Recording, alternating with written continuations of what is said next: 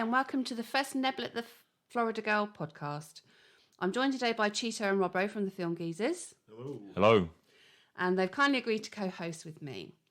We've been going to Florida as a family since 1994, and we've picked up lots of info, tips, tricks, and experiences along the way. We'll be trying to cover all the main parks in and around the Orlando area, and we can hopefully help in your Florida holiday planning. We are starting with Universal Studios for no other reason than it's always been our first park that we tend to go to when we go on holiday there. So I'm going to hand over to Cheeto, and he's going to give us a brief history of the park. Okay. In 1915, Universal City in Hollywood, one of the 5 major film studios in the United States, started giving guests a guided bus tour around the property. For the price of 5 cents, guests could get a glimpse of a working film studio. They would watch live as the films were being made. This was a huge draw, as it's not something the everyday person would normally see. As the years went on, there would be a huge glaring problem though. There was a new type of film emerging, and this new type of film was called a talkie. And it was very awkward trying to do bus tours while filming, because they'd need to start over and over again. Everyone had to be silent. So after nearly 44 years in this old format, Universal decided to expand it into a theme park. About 70% of Universal City would be used as a space for the theme park. Universal Studios Hollywood was a huge hit. It was its main attraction, the Universal Tour, would take guests into the movies, showing them certain props and different rides based on Universal properties, while also demonstrating certain events showing movie props.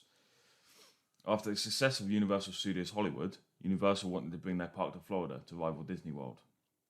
Now, Universal Orlando would first open as a theme park / working movie studio, with grounded attractions instead of the attractions being part of the tour. They would also show you how certain movies were made. Universal opened on June 7th, 1990, and it was a complete disaster. Almost nothing went to plan. Rides kept on breaking down, and the tram tour was overrun with huge waiting times.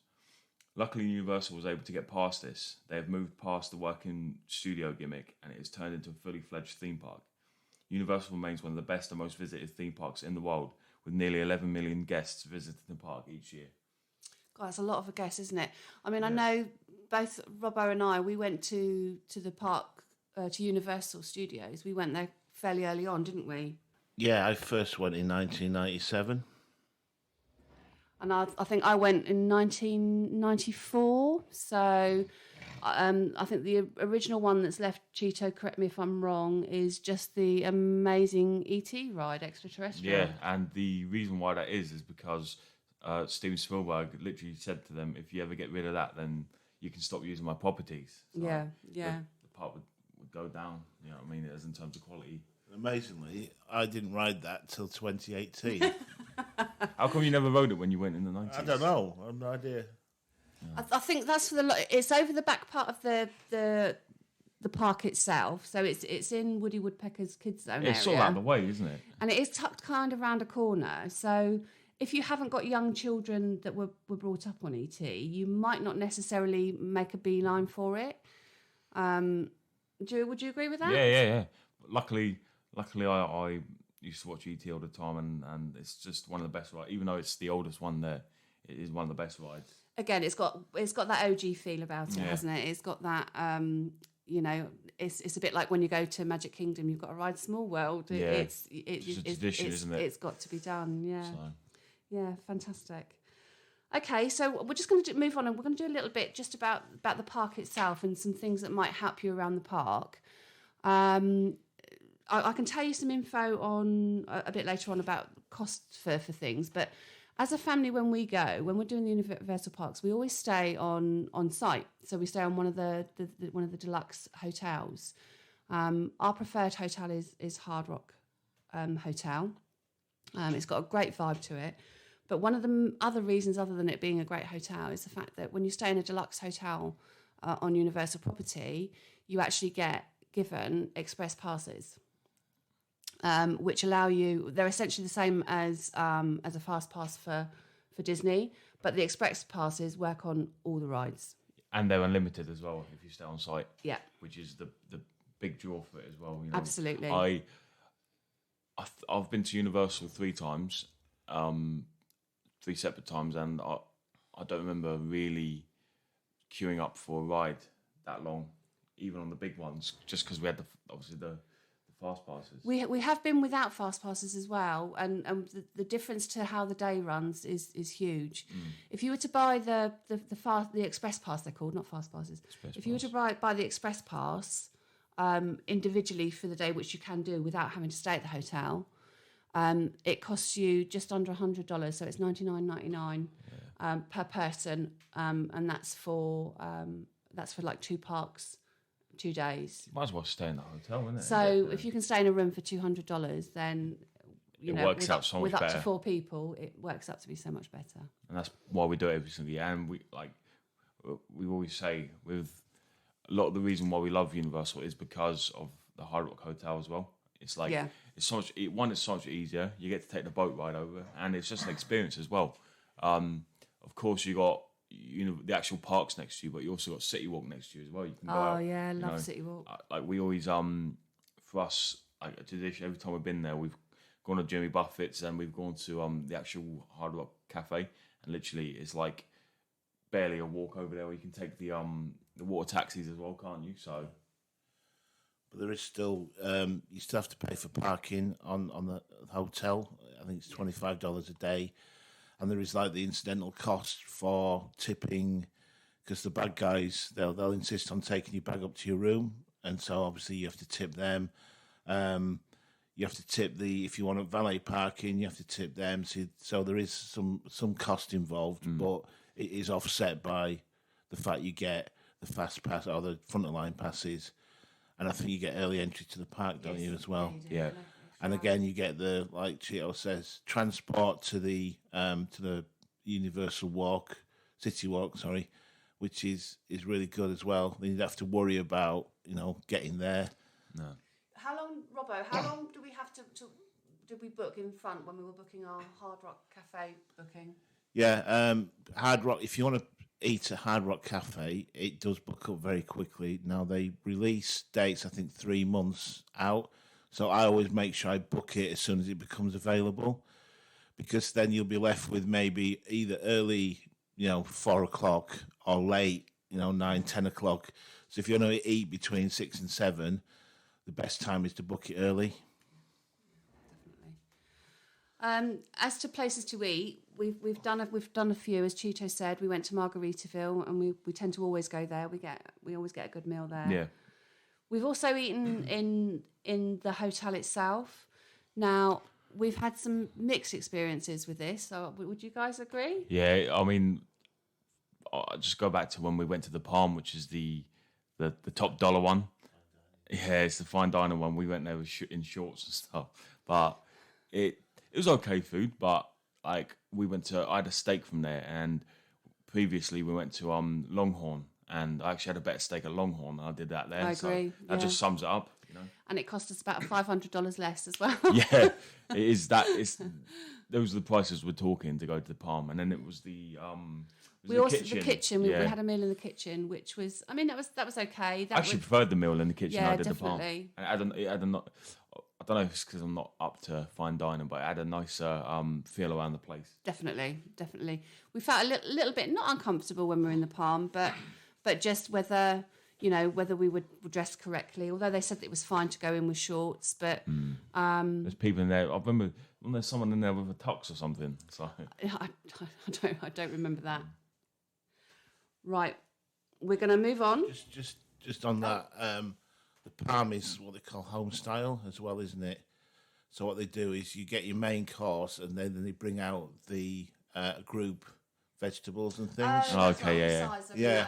So it's not like going into a steakhouse where you can order, steak and fries. And like we said, it was very expensive for what we got. But even the kitchen was a little bit more expensive, which I guess you pay that for staying on site, I guess. Yeah, definitely. But along City Walk, you've got a huge choice of cheaper options. Oh, it's absolutely massive, isn't it? And what we would say is don't forget to go upstairs as well, because we haven't even been upstairs yet. We did in 2015. We went upstairs, but we didn't eat up there. But you've got things like Panda Expresses up there. There's a Burger King up there as well, isn't there? So there's cheaper options. There's cheaper options on Bubba Gumps is downstairs. Yeah, you've got so lots of options, and also upstairs you've got options of there's a cinema there. You've got the golf, the mini golf at Universal, and you've also got there's a couple of little cocktail and nightclub bits. So if you're a bit older and fancy dancing the night away, you can do that. Well, I'll be 22 next time, so I'll be sure to go then.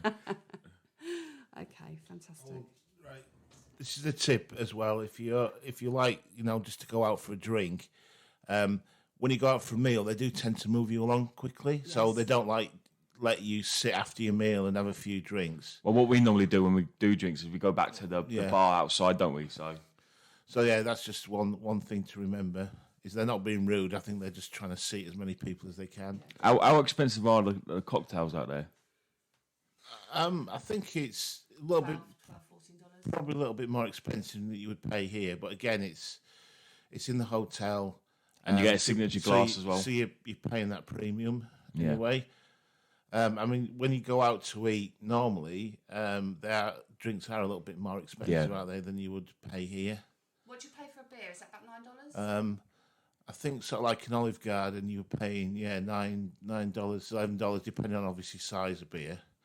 What they do at the Hard Rock Hotel is they do the 32 ounce. Yeah, which Robbo made good use of. Yeah. Okay, anything else on that, guys, or are you happy to move No, I on? think we covered everything. Fab. Okay, what we're going to do now is we're just going to go into the actual parks itself. One of the things we do as a family is in the parks and around you've got drinking stations, and for us, because obviously we tend to go at the end of August when we go to Florida, and humidity and the humidity is really high, so you need to make sure that you stay hydrated. So one of the things that Universal do, they have Universal drinking cups. Now I'm going to test Robbo's memory now because for the cost of them. Yeah, it depends how many you buy, because the more you buy, the cheaper it is. I think for $5, it worked out something like $7 each. Which is not bad at all. Yeah, really, Not is at it? all. But then once you've bought your cup, then what you can do is the next day you don't need to buy it again. You just have it activated, and I think it costs you, I think it's $5. Something I think like to have that, it but it's activated. barely anything. And then you can then top it up. They've got the It's the Coca-Cola it's the freestyle, Coke, isn't it? Coke machine. So you've got hundreds of different options. They do limit you to I think it's 10 minutes. 10 minutes. Yeah. So you can't. Once you've topped up, you can't top up again for 10 minutes. But when you're talking about $3.50 for a Coke, it's it pays for itself, really. It's a decent sized cup as well, Yeah. so you're not finishing it in 10 minutes, are you? So. Yeah, I mean, I think the first time we did it, we only bought 3 cups and we shared them. But You can do that realistically. Yeah. So you know, to save money, you could just buy 1 cup and share it. But obviously, water as well is free, so you can. don't necessarily You have can to ask have for soda. water at any station, and they'll give you a cup of ice water for free. I believe as well in the actual on the freestyle machines, there's a button you can press and it just disperses water. Yeah. So you can do it for free. So you don't necessarily have to have the soda. No, definitely. And I know we when we don't have the cups. So if we're in I'm talking about Disney now, but if we're in a Disney park, we do tend to use that option of having free water just to save it. But we love the cups, and it's a souvenir as well. So I've kept all of mine. They're different each time. Each year they bring out a different cover to the cups, so it's a souvenir for you. Okay, so we're going to go onto the rides now, and what we thought we'd do is we just let you know what our own personal top 5 rides are. We're quite a tall family, so I will go into a couple of things later on. We've got, most of us are over 6 foot. We've also got a 6'4" and a 6'5" member of the family. So you can see that some of those rides might be seen as a little bit difficult to get onto, and but like I say, we will get onto that in a bit later. So, Cheeto, do you want to start with your top 5 and maybe why?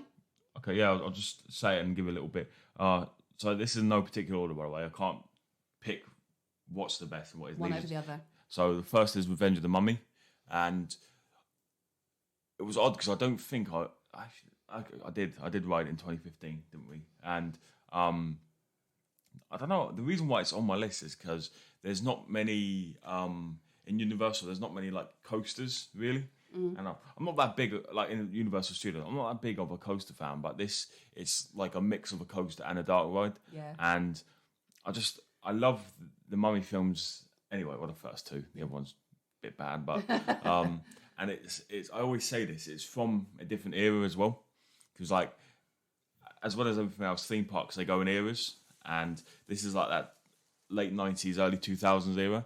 And I just love the whole feeling around the place. It feels very, not old, but you can tell it's a classic. You can tell it's the 90s, twos. Yeah.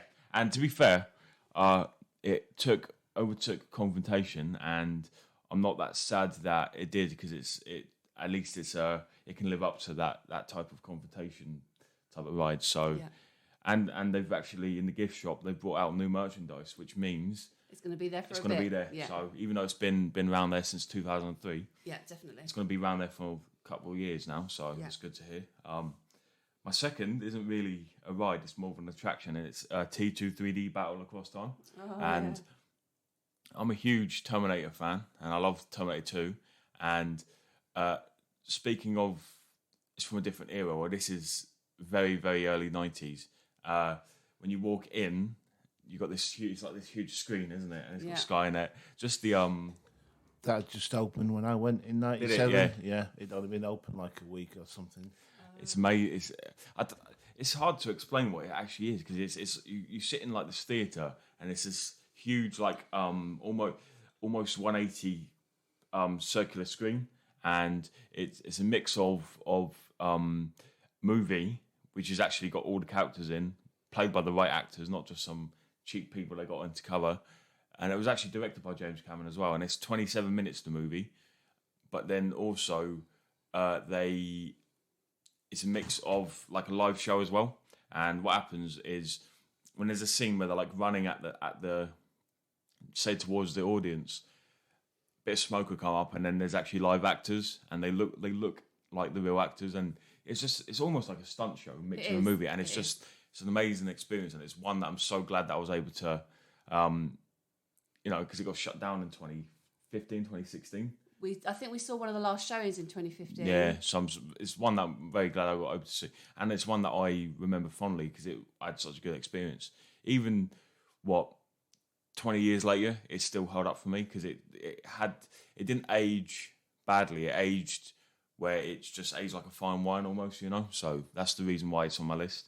The third is E.T. Adventure, and I was saying this the other day, where like even the show building itself, the smell and everything, it smells just pure. Yeah, it does. 90s, and like when you're walking through the queue, you can think back to the same person like walked through this queue as me in 1990, and it's just the fact it's been able to stand the test of time. And it's not just, it's the thing, it's not just the fact that it's old and it's a classic, it's actually a really good ride as well. It is, it's a lovely ride. It's I think they call it a booster bike ride, is it? It's an overhead I think it's a booster bike overhead ride, and you literally sit in a push bike, and it just takes you into the air like it shows in the film, and it's just, even like the soundtrack's brilliant, and E.T. knows your name as well if you give him your name. As we found out in 2018, we didn't realise.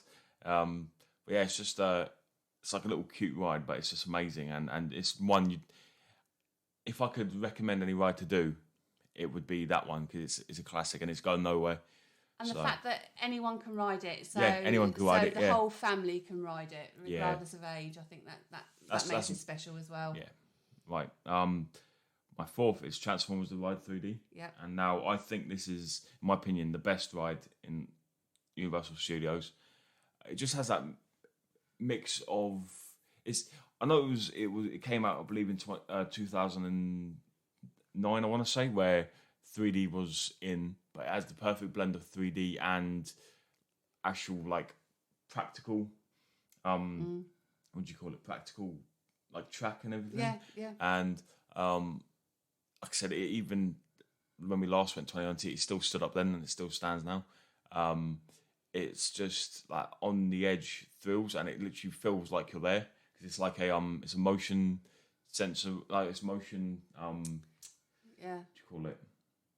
They do. I think that they do. You've got like the 3D screens, and then you've got in between. You're on a track, aren't you? You're on a track, and then in between each 3D screen, you obviously the car actually does physically move with the screen. So. With the screen. So it places you in that environment so well. Yeah. You actually feel like you're there. You're there. Like I said, we could sit here and say it, but you need to experience it for yourself because this is.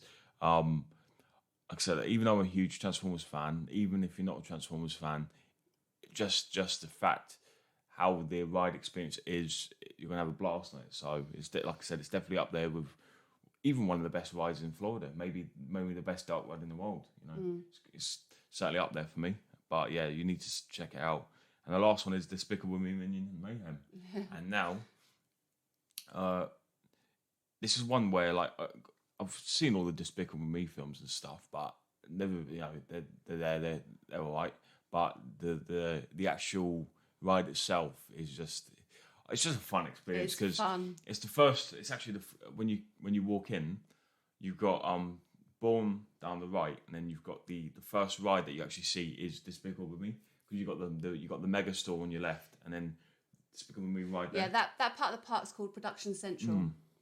Yeah, so when you walk in, and it's what a great ride to have as your first ride there. It's just like so, it literally physically makes you laugh because the minions are just so funny, and it's like the Simpsons ride where you're in a theatre and it's like a theatre and you're in these like pods and they move around with the screen. And I know it's another like 3D motion style ride, but it's just all I can remember coming out is that I just had a really fun time on it. And like I said, it's genuinely funny. Like it will have you laughing.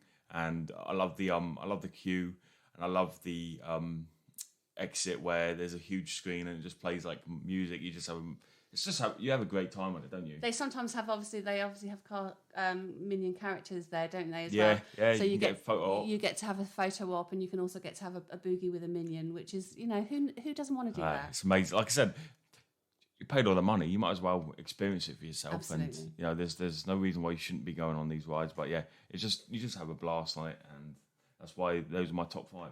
Fabulous, really good. Right, I'm going to hand over to Robbo now. Thank you. Yeah, I mean, some of mine are going to be the same as Cheeto, so I won't go over them because he's already explained it. So, again, in no particular order, I would say the Revenge of the Mummy is a good ride. Similar to Space Mountain, so it's kind of traditional coaster in the dark. Minions again, yeah. There are other rides of that type in there, like Jimmy Fallon, but I just thought Minions was so much better than that. I agree. E.T. again, yeah, it is a family ride. It's maybe more aimed at young kids, but it is such a classic film, and I think everybody you can't not enjoy. Yeah. It's very gentle, it's very gentle ride as well. It doesn't there's no like massive turns or it goes at a very gentle pace. It's definitely an experience ride, isn't it? Yeah. I would go for Transformers again. There are other rides in Universal like Spider-Man, but but I'm saying, but in the resort itself. Oh, yeah. But Transformers is I think better than that. Yeah. And the only one that's different is the Simpsons ride. So when I went back in '97, it was branded Back to the Future. But all they've done is they've updated it now, and it's in Simpsons Land.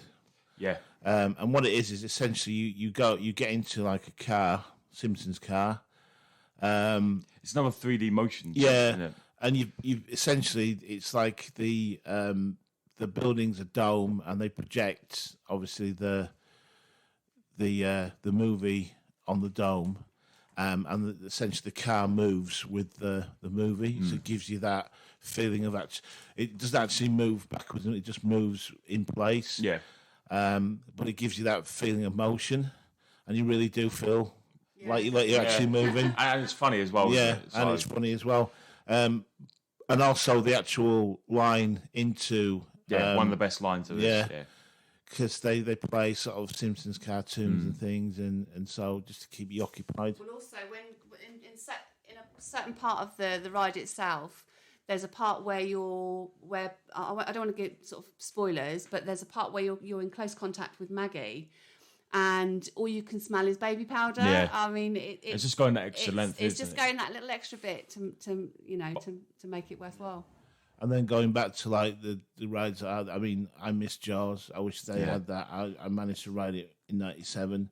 2012, they got rid of Jaws. They still have remnants of it that you'll see, remnants of the track in the lake. That's what they do. That's what Universal do. They just going back to the Simpsons ride, they still have the DeLorean there. They still have the train for Back to the Future 3. So whatever. So there's a little bit of Amity there, but I do wish they'd bring that back. With Amity, the toilets that is next to, I believe it's the bus with Harry Potter, it looks very out of place because it's the original toilets from 1990 opening day, and it's very much the same style as what Amity was, and they play the original theme music. So if you want to hear that, a bit of nostalgia, go to those toilets. They're huge. You can't miss them. I did not know that. Yeah. They've never changed the ride music from it. From and they do. They have a shark there hanging, so that's a pick photo op for you. So I love that they do keep those remnants around. That's very nice. Like your top 5. My top 5. Well, I mean, one of the bits of the park we've not talked about is obviously for me is a huge part of the park. It's the Wizarding World of Harry Potter. Is it Diagon Alley at Universal? You've got Diagon Alley at Universal. Studios, at Universal Studios, yeah.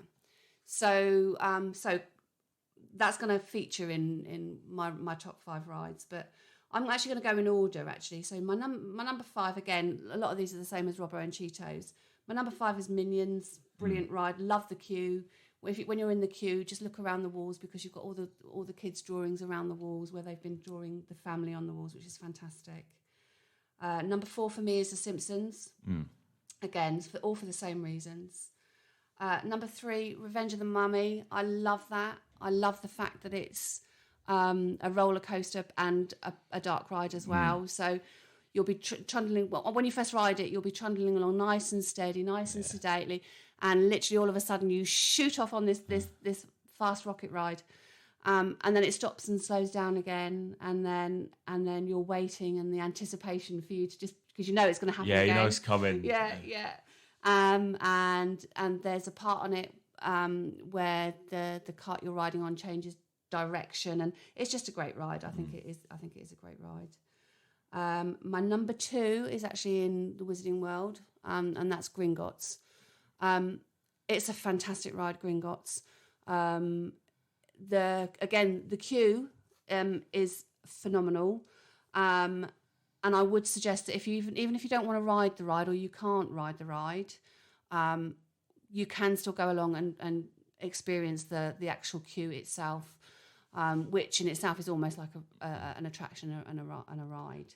Just with Gringotts, there is a like with every ride, there's a tester seat, but sometimes if you have a certain body type, if you've got bigger legs or if you're a taller person, I just about got on it, so keep that in mind. But like I said, they do have, on every ride, they do have a tester seat where you can test it out. And do you know what? Use the tester seats. Don't feel embarrassed about using them. It's much more embarrassing going up there than having to get off the ride than using the tester seat. Yeah, definitely use the tester seats. They're there for a reason. So and all the cast members, they are all really, really helpful. So and they do have certain rides that do have bigger seats, don't they? If you think you're not going to fit on a normal ride for any reason, you can always ask for an adapted seat.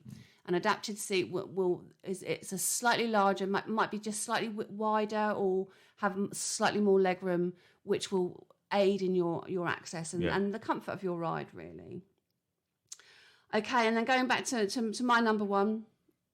My number 1 is Transformers, and it's almost Transformers for me is almost up there as in the top of the top 5 rides of Orlando for me because. It is such a good ride. When we go, we tend to ride it 5, Countless 6 times, yeah. times. And again, because we've got the express passes, we're able to do that. It doesn't hold us up. We can just walk around and go back on it again. I mean, even the queue's amazing as well, isn't it? Because it's a Yeah. huge show building, absolutely massive. That's right. And yeah, I love the queues where they have a story to them as Yeah. well, and they put you right in the story, so it gets you right into the ride. Definitely. And it just helps that the ride is amazing. There's also a meet point outside. I know you can meet. Is it Oh, Bumblebee? You can meet an Optimus Bumblebee, Prime? Optimus Prime, and obviously Megatron. Megatron, yeah. And they do scold you, Megatron, but no, it's a good photo op as well. And it is good fun because Megatron is always a bit leery to Yeah. you, so that's really good. But just on info for the ride seat itself, you're sat in a pod. It's very similar to Spider-Man if you've been on the Spider-Man ride in Islands of Adventure. Very similar to that. It's a single lap bar that goes across 5 seats. So please bear that in mind. If you've got small children, the bar will only come down to the lowest point of the biggest person. So if you've got someone that sits up a little bit higher in their seat, the bar will only come to meet them. So your littler person might be a little bit looser. So you might want to just think about how you seat people in that seat. But none of our party ever had any issues with getting on that ride. I don't think anyone would have a problem riding that ride No, at all. not at all. Okay, what we're going to do now is we're just going to just briefly touch on some of the rides that have been repurposed. Cheeto mentioned Terminator 2, but what's there now, Cheeto? It's now the Born Stuntacular, and I think it opened this year or last year, was it? No, it opened during pandemic. Pandemic. So we haven't been able to ride it yet, but I believe it's basically the same premise as T2. It's like a stunt show / a movie, but no, it's one we're very looking forward to. And it's, like I said, it's the same building. It's probably the same layout as well. When you go into the park, turn right down the alleyway, and you'll get there. So one of the, I suppose, controversial points of Universal Studios is a ride that's now there called Fast and Furious. I'm going to hand over to Cheeto to give a bit of background on that. Yeah, so it's called Fast and Furious Supercharged, and it opened April 23rd, 2018. But it's got quite a long history. It actually opened on opening day in 1990, and it was called Earthquake, the big one. And it was based on the feature film Earthquake, and it starred Charlton Heston, and there was like 3 shows prior to actually riding the ride. And it basically took you through how it was made. Like I said, I've never experienced it myself, but I've been able to see it on YouTube videos. And it closed in 2002, mainly because it wasn't really that relevant of a film anymore.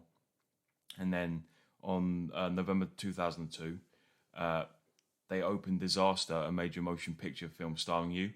And now this isn't based on a film or anything. It kind of parodies action films.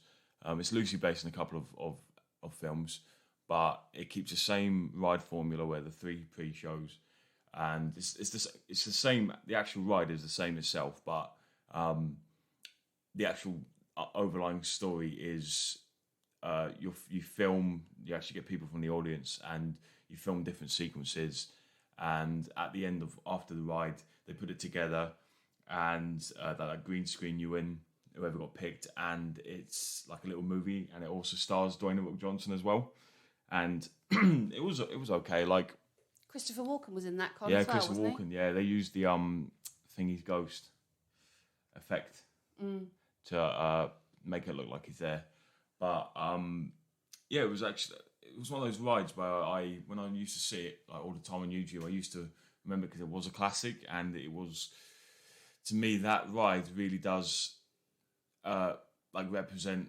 opening day on Universal. You know, Yeah. it's from a different time where they actually properly showed you movie effects and what it's actually like to be in a film.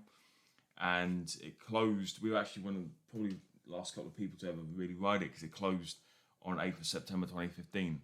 And now it was replaced by Fast and Furious Supercharged, but it also replaced Beetlejuice's Rock and Roll Graveyard Review, which is also a much loved show, Yeah. wasn't it?